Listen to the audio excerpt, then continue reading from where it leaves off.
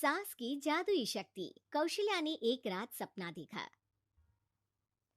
कौशल्या राजपूत, तुमने किए हैं जीवन में अच्छे अच्छे कर्म, इसलिए अब से जब तुम चाहो गायब हो सकती हो, जिसके लिए तुमको सिर्फ चुटकी बजानी होगी और चुटकी बजाते ही तुम गायब। बस एक बात का ध्यान रखना, जहां तुमने कोई काम किया तुमसे ये शक्ति वापस ले ली जाएगी। कौशल्या की नींद टूट जाती है। ये कैसा सपना था? गायब हो जाऊंगी मतलब? हे भगवान, कंबल ओढ़ के सो जाती हूँ, सपना कंबल के अंदर नहीं घुस पाएगा। कौशल्या डर के मारे कंबल ओढ़ के सो जाती है। सुबह कौशल्या मंदिर जाने लगती है। अरे बहू, जल्दी चल, भिखारियों को खाना भी तो खिलाना है। हाँ माँ जी, अभी आई। आज तो खीर और पूरी बने हैं, सब खुश हो जाएंगे। दोनों सास बहू कार से खाने का सामान लेकर मंदिर पहुंचते हैं और भगवान की आराधना के बाद मंदिर के बाहर बैठी भिखारियों को खाना खिलाने लगते हैं। दीदी, आप हर हफ्ते आते हो, इतना सारा करते हो हम लोगों के लिए। मैं आपके लिए रोज अलग से दुआ मांगता हूँ। ये तो फर्ज है हमारा। दीदी, थोड़ी पैसों की मदद आती तो अच्छा होता। बड़े चौराहे पे मेरी बीवी भीख मांगती है, उसका इलाज करवाना है, 100-200 रुपए लग जाएंगे।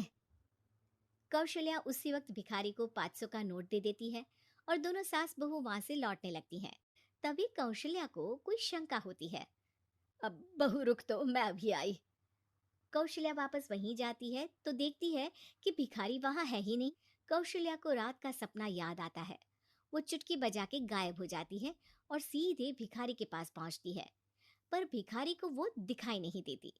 कौशल्या देखती है कि भिखारी उन पैसों से शराब खरीद रहा है और कौशल्या उसे वहीं एक चाटा मारती है। अरे कौन है बे? एक और चाटा पड़ता है। अरे कौन है? कौन है? हिम्मत है तो सामने आओ।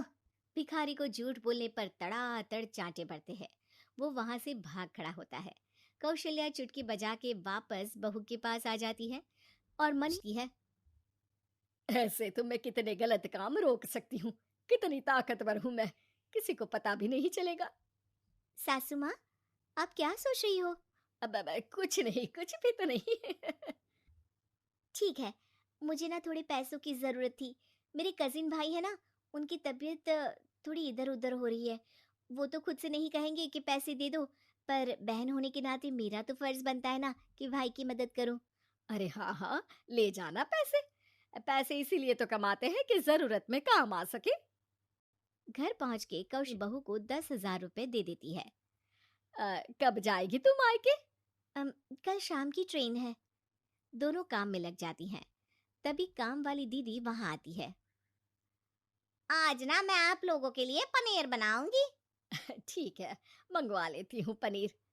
पड़ोस की दुकान वाला पनीर दे जाता है और काम वाली बाई पनीर से रेसिपी बनाने लगती है। आज अपनी सुपर पावर काम वाली बाई पे ट्राई करती हूँ, देखूं तो सही किचन में करती क्या है ये। सास चुटकी बजा के गायब हो जाती है और किचन में पहुंचती है। बाई को खबर भी नहीं है कि कौशल्या भी किचन में ही है। आज तो मैं भी पनीर की सब्जी बनाऊंगी रात को अपने घर, और थोड़ा घी भी रख लेती हूँ। वैसे भी कौशल्या बुढ़िया खा खा के मोटी हो गई है। कौशल्या बाई की चोरी पकड़ लेती है और गुस्से में बाई की चोटी ऊपर उठा देती है। बाई को समझ भी नहीं आता कि उसकी चोटी खड़ी कैसे होगी। वो डर के मारे चीख पड़ती है। बहू भागते हुए किचन में आती है। अरे क्या हुआ? ये तुम्हारी चोटी खड़ी कैसे है? करंट लग गया है क्या? पता नहीं, शायद किचन में ना भूत है। बाई वहां से भाग खड़ी होती है और कौशल्या चुटकी बजा के अपने कमरे में टीवी देखने लगती है। बहू वहां जाती है। माँ जी, किचन में ना भूत है, बाई भाग गई। अरे भागने देना, भूत का तो पता नहीं, किचन में चोर जरूर था और वो थी अपनी काम वाली। अच्छा हुआ चली गई। बहू को कुछ समझ नहीं आया। उसने किचन में जो देखा उसके सदमे में जो थी वो अभी तक। अगले दिन बहू अपने मायके के लिए निकल जाती है। कहीं भिखारी और काम वाली की तरह बहू भी तो मुझे धोखा नहीं दे रही। अरे कहीं वो पैसे ले जाके शॉपिंग तो नहीं करने वाली ना। अभी पता लगाती हूँ। मुझसे कुछ छिपा है भला? जैसे भगवान सब देख रहा है वैसे ही मैं भी सब देख रही हूँ। सास को अपनी शक्ति पर घमंड आ गया था। अब वो अब अच्छे काम करने की जगह अपनी शक्ति का इस्तेमाल खुद का शक मिटाने के लिए कर रही थी। वो चुटकी बजाती ही बहू के चली जाती है। भैया, आपने बताया क्यों नहीं कि इतनी तबीयत खराब है? अरे तेरी सास बूढ़ी हो गई है, इतना भला काम करती है, उनकी मदद कौन करता है? यहाँ तो और भी लोग हैं ना। भैया, मेरे पास कुछ पैसे हैं, आप दूसरे डॉक्टर को दिखा दीजिए ना। अरे मुझे लगता है कि मेरा टाइम आ गया है, मुझे जाना होगा। कमरे में भाई की आत्मा को लेने यमदूत आ चुके थे। कौशल्या भले ही किसी को नहीं दिख रही थी, पर यमदूत ने उसे देख लिया। यही आत्मा है शायद, परछाई दिख रही है, पहले ही तैयार खड़ी है। अरे आप कौन हो? यमराज का नाम सुना है? हैं? आप यमराज हो क्या? नहीं, हम उनके यहाँ जॉब करते हैं, आत्मा उठा के ले जाते हैं डिलीवरी वाले। चलो अब तुम्हारा टाइम पूरा हो गया। अरे आप शायद ना वो बिस्तर पर पड़े आदमी की आत्मा को लेने आए हो। मैं तो बस यहाँ देखने आई थी कि मेरी बहू कहीं मुझसे पैसे लेकर शॉपिंग करने तो नहीं चली गई ना। मतलब तुम्हारे पास शक्ति है गायब होने वाली? हाँ, तुम ऐसे तुच्छ काम में उपयोग कर रही हो ऐसी दिव्य शक्ति का। अब तो तुमको ही लेके जाऊंगा। अरे नहीं नहीं, कल मुझे किटी पार्टी में भी तो जाना है। अब नरक में ही करना किटी पार्टी। नहीं नहीं नहीं। 3 बार नहीं क्यों बोल रही हो? टीवी सीरियल चल रहा है क्या एकता कपूर का? अरे प्लीज मुझे जाने दो। आप तो उस बीमार आदमी की आत्मा को लेने आए थे ना, गलत डिलीवरी करोगे तो यमराज डांटेगा ना। बात तो सही कर रही हो, पर हमको उस पे दया आ गई। अभी उसकी उम्र ही क्या है, पर कुछ तो लेके जाना पड़ेगा ना। एक काम करो, अपनी शक्ति दे दो, गायब होने वाली है। अरे क्यों?